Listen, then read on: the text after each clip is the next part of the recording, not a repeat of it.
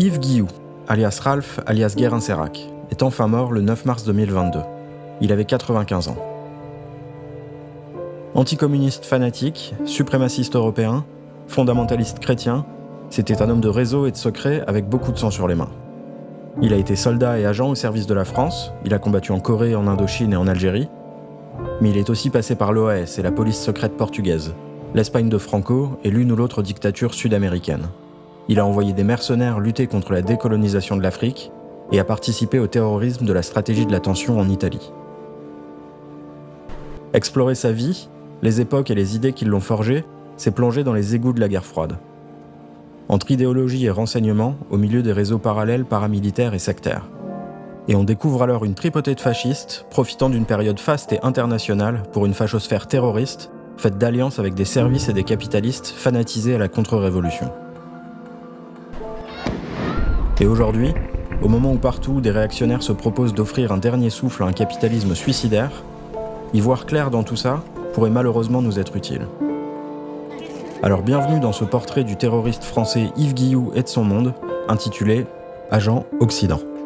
Deuxième épisode, 1953-1955. Octobre 1953. Yves Guilloux vient d'intégrer le 1er bataillon de parachutistes coloniaux. Il vient aussi de recevoir une Légion d'honneur pour son engagement sur le front en Corée, et est maintenant en route pour son second conflit, sans ligne de front celui-ci, la guerre d'Indochine. Elle dure depuis bientôt 7 ans, et il faut dire qu'en métropole, à part les communistes, tout le monde se fout de ce conflit. Et ça tombe bien, puisque dans moins d'1 an, il sera fini. Guilloux n'y jouera donc qu'un rôle très limité, on le verra.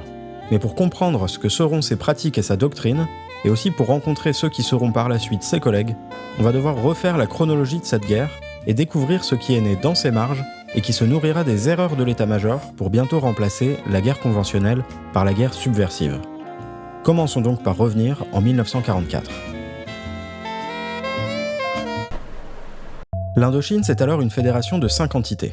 4 protectorats, Cambodge, Laos, Tonkin et Annam, et une colonie, la Cochinchine. Saïgon est la ville la plus européanisée, mais c'est à Hanoï que siège l'administration française. Et si en métropole, le régime de Pétain est tombé en août 1944, ici, c'est encore un peu Vichy. Et comme dans les pays voisins, on vit toujours à l'ombre de l'Empire japonais. Dans ce contexte, les Alliés appliquent la même recette qu'en France. Renseignement, forces spéciales, opérations clandestines. Dans la région, le service de renseignement militaire américain, l'OSS, forme les résistants locaux et collabore même avec des communistes. Le détachement 101, une unité pionnière des services actions, travaille parfois avec Mao, jugé plus efficace que Chiang Kai-shek contre les Japonais. Et en Indochine, la Deer Team travaille avec le Viet Minh, le mouvement indépendantiste vietnamien fondé en 1942 par Ho Chi Minh. Ho Chi Minh a su les séduire, leur rendre des services. En échange, les Américains lui ont envoyé des instructeurs, des armes, un bazooka. Maintenant, un certain Major Paty représente l'OSS à Hanoï. Il admire Oncle Ho, le voit régulièrement et continue d'appliquer la politique de Roosevelt, pas question que les Français récupèrent l'Indochine.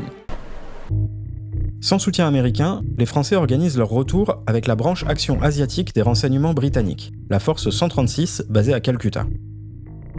Avec elle, ils créent la French Indochina Section et parachutent leurs premiers hommes. Parmi eux, Jean Sassy, le premier de 8 personnages qui nous permettront de découvrir l'origine de la doctrine militaire dans laquelle baignera ensuite Yves Guilloux. Jean Sassy, colonel de l'armée française, fait partie de ces hommes de l'ombre qui furent parachutés au Laos en juin 1945. Les premières forces spéciales françaises naissent ici, dans cette jungle. Ces images racontent la vie au quotidien de ces soldats qui officiellement n'existaient pas. Une poignée d'hommes qui va lutter en 1945 contre les Japonais, qui veulent chasser les Français d'Indochine, et plus tard contre le Viet Minh. Ils vont s'appuyer sur la population locale et inventer une nouvelle forme de combat. On reviendra sur ces maquis quand ils intégreront pour de bon le dispositif militaire français. Mais pour le moment, le terrain indochinois est changeant et les choses accélèrent. Quand les Japonais capitulent le 15 août 1945, Ho Chi Minh en profite pour prendre Hanoï le 19 août et déclarer l'indépendance du Vietnam le 2 septembre. Entre-temps, Roosevelt est mort. Les Américains pensent maintenant à la guerre froide et acceptent le retour des Français. Mais l'armée est à la traîne et n'arrive qu'en octobre, avec à sa tête le général Leclerc. commandant du corps expéditionnaire français en Extrême-Orient. Son objectif est clair, reprendre la Cochinchine d'abord, puis le reste de l'Indochine. Parmi les soldats qui arrivent alors sur place les mois suivants, 5 personnages que nous suivrons jusqu'en Algérie. Ossarès, Massu, Trinquier, Bijard et Salan. L'escadron de la mort, c'était un certain nombre de sous-officiers mis à ma disposition par Massu. Dans la guerre moderne, dans la guerre révolutionnaire, les forces dites de rétablissement de l'ordre sont obligées d'employer des procédés qui ne sont pas des procédés classiques des guerres conventionnelles. Il faut savoir que dans la guerre subversive, vous serez torturé. Il faut monter dans la guerre subversive en fonction de la torture. Il ne s'agit pas d'être pour ou contre. On ne pouvait pas faire autrement ? Oh non, écoutez, je coupe là-dessus. Ne m'emmerdez pas avec ça. Hein. Non. Et nous avons dit, l'Algérie c'est la France, et nous la garderons contre vents et marées. Ils feront tous les 5 plusieurs tours en Indo, et on les retrouvera un peu plus tard. Mais pour l'instant, le corps expéditionnaire qui a repris sans difficulté les villes du sud, délaissées par le Viet Minh qui a pris le maquis, se trouve au Tonkin dans une situation plus complexe, puisque les forces du nationaliste chinois Chiang Kai-shek ont profité de la défaite japonaise pour venir occuper le terrain. Pour l'éliminer de l'équation, Français et Vietnamiens signent en mars 1946 un accord bancal. Ho Chi Minh accepte l'entrée de Leclerc dans Hanoï, et en échange, la France reconnaît l'existence d'un État vietnamien au sein de l'Union française, le petit nom que la 4e République donne alors à l'Empire. Je préfère flairer la crotte française pendant 5 ans que manger la crotte chinoise pendant 1000 ans, dira Ho Chi Minh. Seulement, Leclerc est loin d'être ce qu'il y a de pire côté français. Pour les colons, les intérêts économiques et la ligne dure dans l'armée, il est hors de question de perdre Saïgon. Alors en juin, pendant qu'Ho Chi Minh négocie en France, le haut-commissaire d'Argentlieu, un amiral mais aussi un homme de religion, qui estime que le communisme doit être combattu pour des raisons aussi spirituelles que politiques, proclame unilatéralement la République autonome de Cochinchine, sans l'aval du gouvernement français. Alors évidemment, la suite des négociations échoue. Le contingent français monte à 68 000 hommes et Ho Chi Minh se prépare à l'affrontement. Et il a raison. Le 20 novembre 1946, un contrôle douanier tourne mal dans le port d'Haiphong, où des patrouilles françaises et Viet Minh échangent des tirs. Voici ce qu'en dit 2 jours plus tard le commandant militaire du Tonkin. Suite événement du 20. Estime indispensable profiter incident pour améliorer notre position à Haiphong. Et voilà les ordres. Le moment est venu de donner une dure leçon à ceux qui nous ont traîtreusement attaqués. Par tous les moyens à votre disposition, vous devez vous rendre maître complètement d'Haiphong et amener le gouvernement et l'armée vietnamienne à résipiscence. Le 23 novembre, la marine bombarde donc la ville.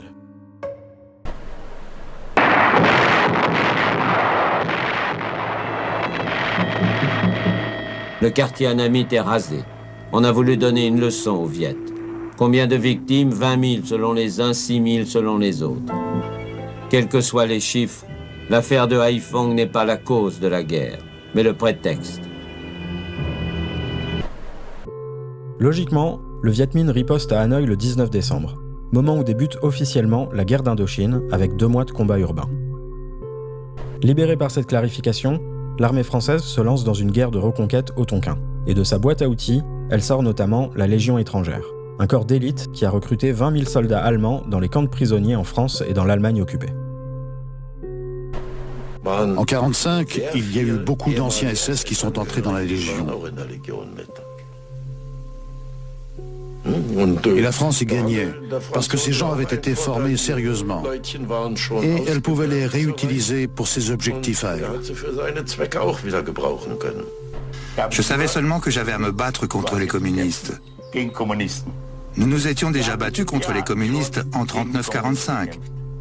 Donc ce n'était que la répétition de 39-45. On demandait à nos officiers pourquoi nous nous battions. Ils répondaient pour la culture européenne. Nous, on se disait, jolie culture qui démolit tout. De 1947 à 1949, l'armée fait globalement du colonial. Elle occupe les villes, les ports, elle construit des forts, patrouille les routes, quadrille les campagnes et traque la guérilla autour des nombreux maquis Viet Minh qui parcourent déjà tout le pays. Et pour ça, il lui faut du renseignement. pour lequel certains rejouent déjà le modèle Sassy à leur sauce. C'est le cas d'un autre de nos personnages, Paul-Alain Léger, qu'on suivra lui aussi jusqu'en Algérie. Le jeune lieutenant se spécialise dans le retournement des prisonniers Viet Minh, dont il fait ses plus fidèles alliés. Avec eux, il va multiplier les coups de main et les coups tordus. Seul à la manœuvre, entouré de ses indigènes, aussi invisible que son adversaire, il sait désormais infiltrer l'ennemi, le manipuler et l'intoxiquer jusqu'à sa destruction. L'art de la guerre psychologique. Mais ces expérimentations à la marge ne changent pas la stratégie globale de l'armée française. Sur le terrain, elle continue de s'appuyer sur sa supériorité technique, qui ne pèse rien face à un ennemi insaisissable. En réalité, en 1949, ça patine déjà et l'état-major le sait. Paris envoie le général Revers, chef d'état-major général en inspection. Celui-ci rédige un rapport ultra secret qui tombe entre les mains du Viet Minh. À Paris, on va découvrir des fuites, des pots de vin, des compromissions. C'est le scandale des généraux, un de plus, qui ébranle la 4e République. Le vrai scandale, c'est que le général affirme dans son rapport secret qu'on ne peut pas gagner cette guerre, qu'il faut trouver une solution politique. Impensable. À Paris, c'est l'orgueil militaire qui refuse d'écouter. À Saïgon, ce sont les colons, arc-boutés sur leurs intérêts, le riz, le caoutchouc ou le charbon. Pour eux, une guerre bancale vaut mieux qu'une paix qui les priverait de tout. Alors la France va bluffer. En 1949, elle place l'empereur Bao Dai à la tête d'un très fictif État du Vietnam, toujours associé à l'Union française. Elle met aussi fin au statut de protectorat du Laos et du Cambodge, qui deviennent des États associés. Bref, elle fait mine de ne plus être une puissance coloniale. Seulement, c'est léger comme stratégie face au coup de tonnerre qui retentit au nord de la frontière, quand en octobre, Mao prend le pouvoir en Chine. On nous dit la Chine est communiste. J'étais à côté du capitaine Feuillet, je lui dis mais s'il y a 1 milliard de communistes en face de nous, il faut qu'on foute le camp. Il me dit ferme ta gueule, arrête, tais-toi, t'es pas là pour ça. Pour le Viet Minh d'Ho Chi Minh, encore caché dans sa jungle tonkinoise, les choses changent. La reconnaissance officielle de son gouvernement par la Chine et l'URSS en janvier 1950 lui apporte un soutien moral de poids. En plus du soutien moral, la Chine livre des armes et forme les cadres du Viet Minh, qui est alors sur le point de très rapidement passer d'une guérilla paysanne à une armée régulière. Face à ce point de bascule, l'état-major remplace le commandant du corps expéditionnaire, pour la 4e fois en 4 ans. Arrive alors Marcel Carpentier, qui ne connaît pas la logique du conflit, préfère la guerre conventionnelle et ignore les retours du terrain. Alors forcément, les conséquences ne tardent pas. Au nord Tonkin, l'armée perd peu à peu le contrôle des routes. Les villes le long de la RC4 sont de plus en plus isolées et tout indique que des milliers de soldats vietnamiens se massent à la frontière. Mais le commandement tergiverse, et quand la décision d'évacuer Cao Bang est prise, il est trop tard. L'armée Viet Minh prend Dong Ke, piégeant les bataillons français arrivant du nord et ceux venus en renfort depuis le sud. On ordonne alors aux colonnes de quitter la route pour progresser par la jungle. La jungle. Les Français s'y font littéralement picorer par le Viet Minh. En quelques jours, l'armée perd donc Cao Bang, Dong Ke, Tat Ke, la RC4 et 5000 soldats morts ou faits prisonniers. Pris de panique, le commandement décide d'abandonner Lang Son, stock et armement compris. Le Nord Tonkin est rapidement perdu, la défaite est totale. Comment l'armée Viet Minh, une petite armée révolutionnaire, sans blindés ni aviation, a-t-elle pu anéantir en quelques jours seulement, aux confins du Tonkin, 8 des meilleurs bataillons français? Cet événement longtemps passé sous silence est le déclencheur d'une onde de choc qui va entraîner non seulement la perte de l'Indochine 4 ans plus tard, mais qui préfigure déjà aussi la chute de l'empire colonial français. Mais la France n'abandonne pas. Au contraire, elle envoie en Indochine un chef de guerre exceptionnel qui y fait une entrée fulgurante, Jean de Lattre de Tassigny, baptisé le roi Jean. Malgré ce qu'en disent certains, De Lattre n'est pas le Messie. Mais avec lui, on retrouve Salan dans le rôle de son numéro 2, et surtout, on arrive enfin à la période qui intéressera Yves Guilloux durant les prochaines années. De Lattre ne reste en fait en poste qu'1 an avant de mourir d'un cancer. Le temps de galvaniser les troupes et d'accélérer la formation d'une armée vietnamienne. mais aussi de finaliser le changement de narratif autour de cette guerre asiatique et de convaincre les Américains d'augmenter leur apport financier et logistique. Indeed, we are not making a colonial war. You know it very purely. In Korea and in Indochina, there is the same war. There is one war in Asia. Korea and Indochina are the same battlefield for liberty against communism. L'aide américaine pour l'Indochine augmente chaque année. À partir de 1952, les États-Unis règlent 50% de la facture, et en dollars, ce qui en fait une source de devises inappréciable pour la France. Elle paie cette guerre en francs et elle est remboursée en dollars. Quelle aubaine!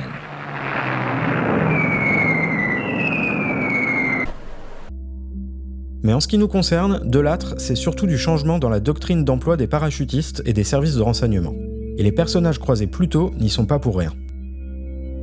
Souvenez-vous, le savoir-faire des forces spéciales anglaises a été transmis pendant la Seconde Guerre mondiale aux parachutistes du BCRA et de la French Indochina Section, comme Le Tac dans l'épisode précédent, ou Sassy au début de celui-ci. Eh bien ce savoir-faire a depuis été disséminé.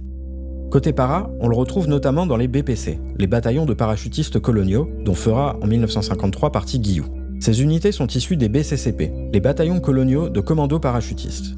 Trinquier, Bijard et Massu ont depuis 1945 eu le temps de rentrer en France, de former de tels commandos et de revenir avec eux en Indochine pour effectuer des opérations de sabotage et de renseignement derrière les lignes ennemies, puis des opérations aéroportées plus larges. Et côté service de renseignement, le BCRA est entre-temps devenu le SDEC, et s'est doté en 1946 de son propre bataillon parachutiste, le 11e Choc, qui est devenu son service action. Ossares a été l'un des premiers formateurs de ce bataillon avant de revenir en Indochine en 1947, au moment où le SDEC y créait sa délégation à Saïgon, la base 40. Avant de l'y rejoindre quelques mois plus tard, Sassy et Léger sont également passés par le 11e Choc, qui deviendra dans le prochain épisode le bataillon d'Yves Guillou. Tous ces hommes connaissent donc particulièrement bien le versant non conventionnel de ce conflit. Eux qui montent des maquis, infiltrent, sabotent et interrogent, bref, pratiquent la contre-guérilla, en ont une compréhension bien différente des généraux qu'ils ont côtoyés jusque-là. Alors quand Delattre reprend les rênes en 1951, ils ont des unités, des idées et surtout un homme à l'intérieur. Déodat du Puy-Montbrun, l'aide de camp de Delattre, lui-même formé par les Anglais et passé par le BCRA puis le 11e Choc. Et voilà donc ce que Delattre, qui concentre alors les pouvoirs civils et militaires en Indochine, va leur offrir. D'abord, des moyens légers mais constants en radio, munitions et vivres pour former et tenir plus de maquis. Ensuite, la possibilité de mobiliser leurs maquisards dans des unités clandestines aéroportées, mais aussi une meilleure articulation entre leurs troupes clandestines et les coups de force aéroportés des BPC et BCCP. Et enfin, une structure unifiée pour coordonner toutes ces opérations spéciales placées sous la tutelle du SDEC, pour agir vite et sans entrave bureaucratique. Le nom de cette structure, le GCMA, Groupement de Commandos Mixtes Aéroportés. Il est créé en avril 1951 et devient de fait le service action de la branche indo-chinoise du SDEC. Trinquier en devient le numéro 2, puis passera numéro 1 fin 1953. L'idée du GCMA a été de gonfler les minorités contre le Viet Minh. Et l'action principale, c'était la constitution de maquis. Des maquis anti-vietmiennes à partir de minorités ethniques opposées aux Vietnamiens. Ça a très bien réussi. Ça a très bien réussi. Le GCMA forme ces minorités. Saut en parachute, contre-guérilla, mission de sabotage en tout genre. Les partisans, donc, c'était des gens qui n'étaient pas militaires.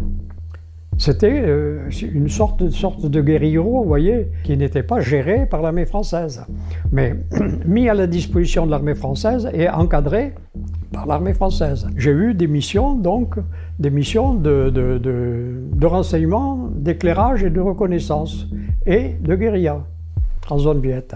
Donc on ramenait du papier, on ramenait des prisonniers, et tout ça c'était interrogé.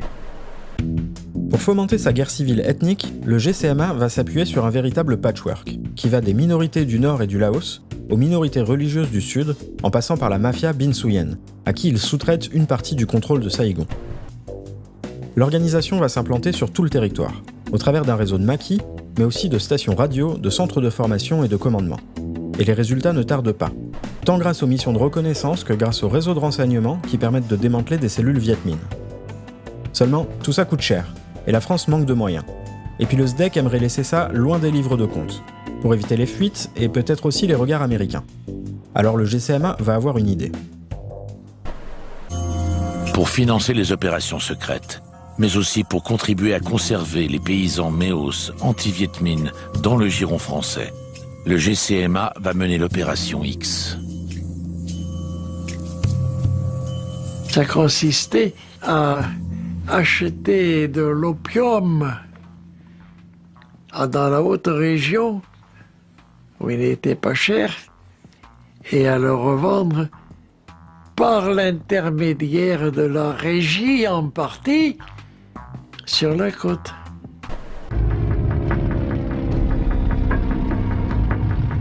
Le GCMA revend l'opium à la pègre de Saigon. Le service action du SDEC devient alors trafiquant de drogue. L'armée et les services secrets agissent de leur propre initiative. Le pouvoir politique laisse faire.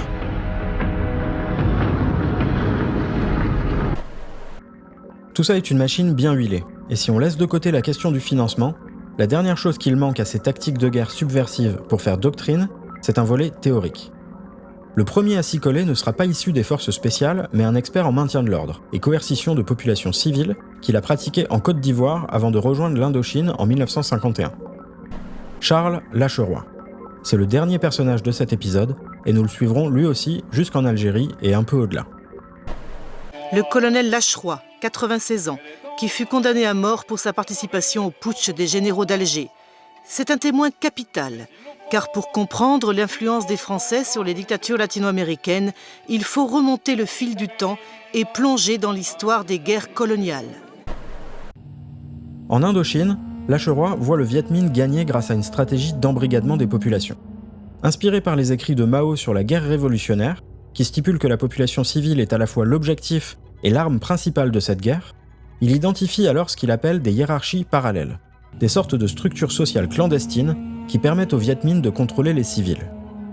Dans un tel contexte, Lacheroy estime que le contrôle du terrain n'est plus possible sans contrôle de la population, et il étend rapidement ce constat à tous les conflits contre le communisme, où la frontière entre objectifs civils et militaires s'efface. Pour lui, l'armée doit donc se lancer dans une bataille pour les cœurs et les esprits, menée par le renseignement, l'action psychologique et la terreur, pour aboutir à un quadrillage du territoire où chaque capitaine serait maître de son terrain, tant sur le plan militaire que civil. Et on se prend au jeu. Vous devenez militaire, vous devenez diplomate, vous devenez un peu tout ça, vous devenez le juge, tout quoi. Hein. Alors, c'est presque une drogue,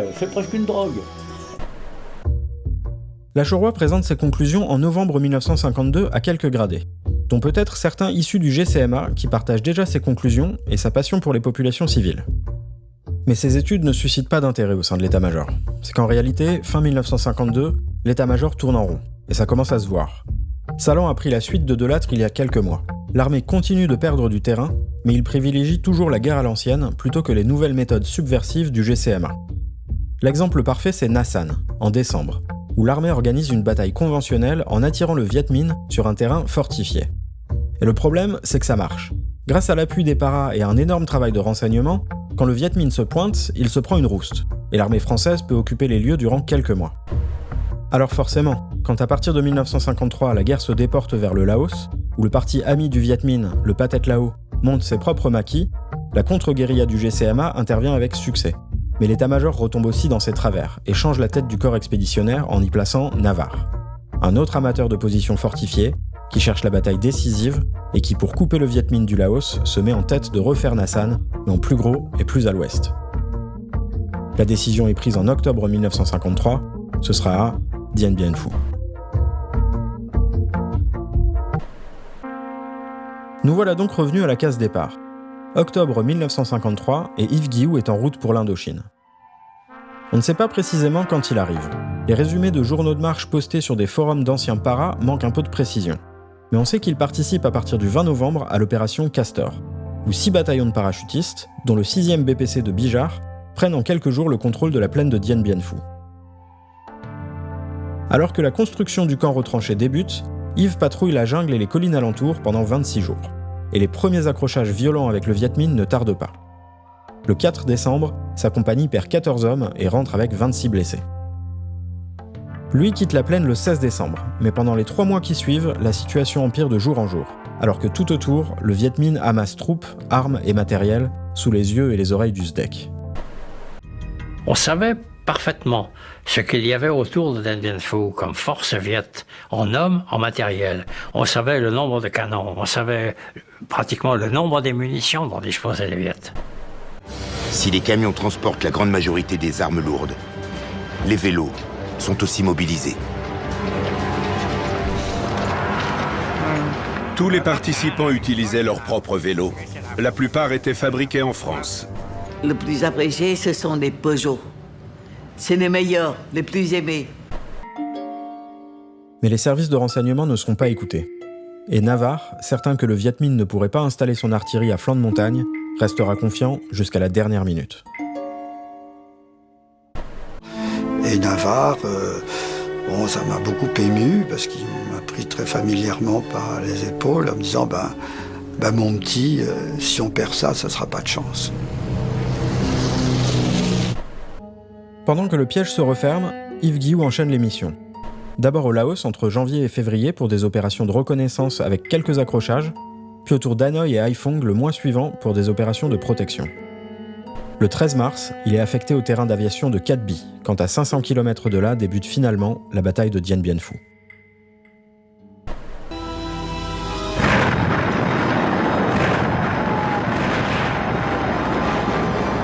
C'était épouvantable. Épouvantable, et ça a duré jusqu'à pratiquement 12 heures, jusqu'à 4 heures du matin, sans discontinuer. Il y avait tous les calibres, il y avait du 105, il y avait du 120 en mortier, du 81. Mais alors là, ça a été la stupeur. La stupeur. Pour les Français, ça sent très très rapidement le sapin.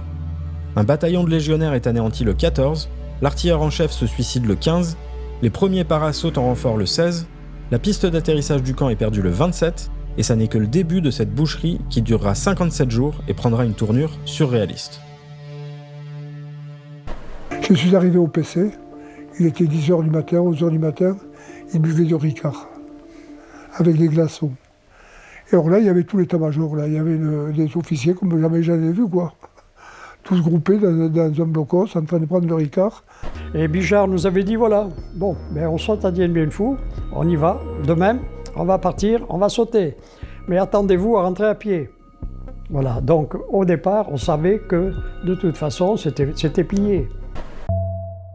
Plus de 4000 hommes sont parachutés comme ça, sans grande conviction. Mais pas Yves Guilloux. Toutes les compagnies de son bataillon sauteront sur Dien Bien Phu entre le 2 et le 5 mai, sauf la sienne, dont le saut est finalement annulé le 6 mai, la veille de la capitulation. Il a de la chance, même si on imagine qu'un homme comme lui aurait préféré être jeté dans la mêlée et y rester, plutôt que d'assister impuissant à l'effondrement du camp et des espoirs de l'Empire français. Nous aussi, on aurait préféré. Le 7 mai 1954, après 7 semaines d'assaut, c'est la chute. 40 000 Viet Minh submergent la cuvette de Dien Bien Phu. La responsabilité n'en revient pas aux agents de renseignement, mais bien aux funestes erreurs tactiques et stratégiques de l'état-major. Les prisonniers français sont filmés et mis en scène dans une opération de propagande par le cinéaste soviétique Roman Karmen. Le bilan côté français est lourd. On compte autour de 4000 morts et 6000 blessés graves, et surtout 11 000 prisonniers. Le traumatisme est immense, et pour certains, cette tragédie commence vite à ressembler à une trahison. Ils pensent que le GCMA a été sous-exploité. Ils blâment l'état-major et la déconnexion des gradés, et pointent aussi du doigt l'instabilité de la 4ème République, incapable de maintenir un ministre de la Défense. Et puis il y a ces politiciens, qui au milieu des combats ont entamé le 26 avril des pourparlers de paix avec le Viet Minh. En sont sortis les accords de Genève, signés le 21 juillet, qui mettent fin à la guerre, mais créent surtout un nouvel État communiste. Arrive alors le cessez-le-feu et les ordres d'abandonner les maquis et les minorités à leur sort. Et enfin, il y a les prisonniers de Dien Bien Phu, libérés à partir du mois d'août. Seuls 3200 reviennent vivants et dans des conditions effroyables. Les images de ces hommes, les récits de captivité et de rééducation idéologique, racontés par Bijard, qui en était, tout ça crée une rupture dans l'armée et fait littéralement péter un plomb à certains des officiers les plus réactionnaires, qui commencent alors un rapprochement formel avec les cercles national-catholiques. Leur idée est simple, l'armée ne peut plus être la grande muette. Elle doit appliquer certaines méthodes idéologiques de l'adversaire en luttant récit contre récit, christianisme contre communisme. Pour eux, comme pour Lacheroy et les hommes du GCMA, la guerre devient psychologique. Une bataille où les esprits apparaissent comme le nouveau front de la guerre contre le communisme international. Dans le prochain épisode sur la guerre d'Algérie, on verra comment tous ensemble, ils se serviront des leçons et des traumatismes de la guerre d'Indochine pour donner corps à la doctrine de guerre révolutionnaire. Véritable stratégie contre-révolutionnaire française, au milieu de laquelle Yves Guilloux évoluera comme un poisson dans l'eau. Mais pour le moment, il est encore coincé dans cette guerre qui se termine exactement comme la précédente. Son bataillon reconstitué entre mai et juillet 1954, il enchaîne les missions, d'abord au nord, puis toujours plus au sud. Fouilles de villages, protection, maintien de l'ordre, escorte de convois, ravitaillement de postes isolés, pacification de villages, encadrement des premières opérations de transfert aux autorités vietnamiennes, escorte des équipes civiles et protection des plantations de caoutchouc de Michelin. C'est pas merveilleux! Yves ne quitte finalement le Vietnam qu'en juillet 55, alors que le SDEC, qu'il rejoindra dans le prochain épisode, est empêtré dans une autre guerre, contre la CIA cette fois, pour savoir qui du francophile Bao Dai ou de son premier ministre nationaliste Diem prendra la tête du Sud-Vietnam. Après avoir aidé Diem à écraser les milices des minorités religieuses et de la mafia dont s'étaient servis les Français pour asseoir leur domination, les Américains prendront le relais. C'est ce qu'on appelle la guerre des sectes. Une guerre de plus pour le Vietnam et les Vietnamiens, pour qui la lutte pour l'union et l'indépendance ne fait que commencer.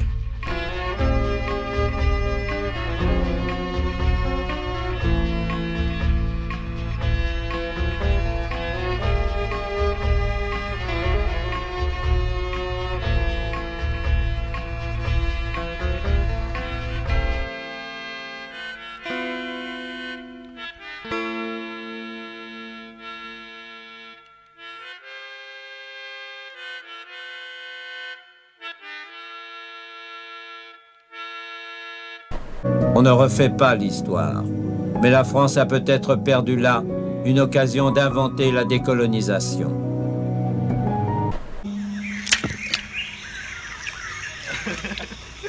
Blanc, foutez le camp. Jaune, restez. Lui dire comme ça. Lui dire comme ça. Eh ben écoute ce que je vais dire. Et traduis-le à tous ces rombiers qui rigolent. Le sang est rouge. Le rouge reste. Et il restera toujours ici, lui et tous ses camarades aussi. Toujours. Fais creuser les tombes. Et dans le village, hein, les tombes.